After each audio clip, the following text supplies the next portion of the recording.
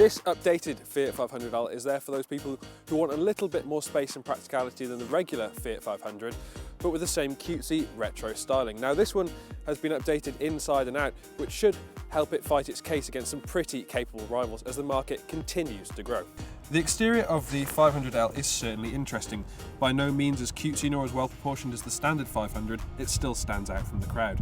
This updated car gets a revised front bumper with satin accents, and there are 10 pastel or metallic colours to choose from, as well as 3 different shades for the roof.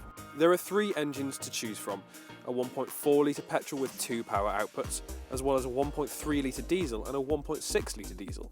Those looking for the best economy will likely lean towards the smaller diesel unit, though the more powerful oil burner is the better choice for those looking to undertake longer, more motorway-based trips.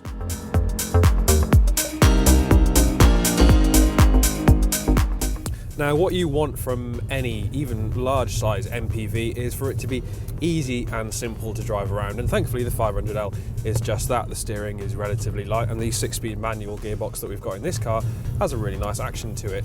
Now, there is the option to press the city button in this car, and that lightens up the steering, making it easier to park around town, and that's a really useful function if you're often driving to the shops.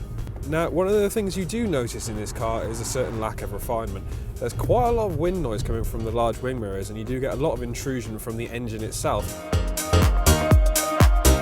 Now, one thing we will say that is good about the 500L is the level of forward visibility. You get a very wide front screen, and you also get these nice little partition windows, which means that these big pillars don't block your view too much. Now, there's one aspect of the 500L that we think isn't quite up to code, and that's the ride.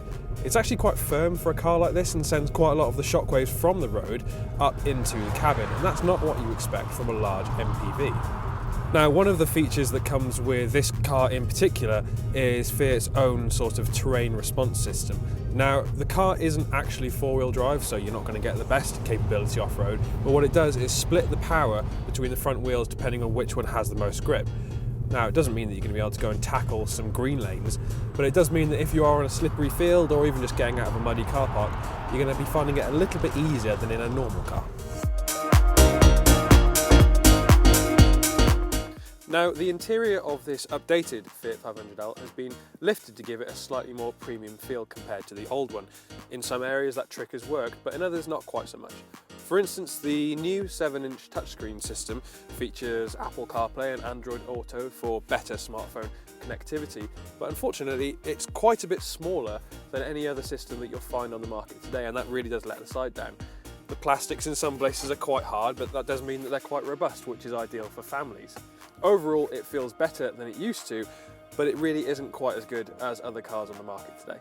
In addition, if you're planning on frequently taking a lot of people with you, then Fiat offers a 7-seat 500L with its wagon specification.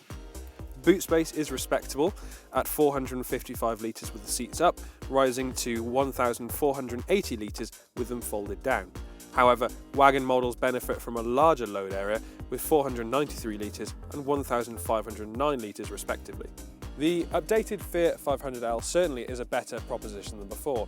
It feels a little bit nicer inside, it looks a little bit better outside, and there's still a good range of engines to choose from. However, it's difficult to recommend simply down to the fact that the interior quality just doesn't feel up to standard. That said though, if you're after a car that really does pack in all the cutesy styling of the original Fiat 500, then you're going to love this car right here.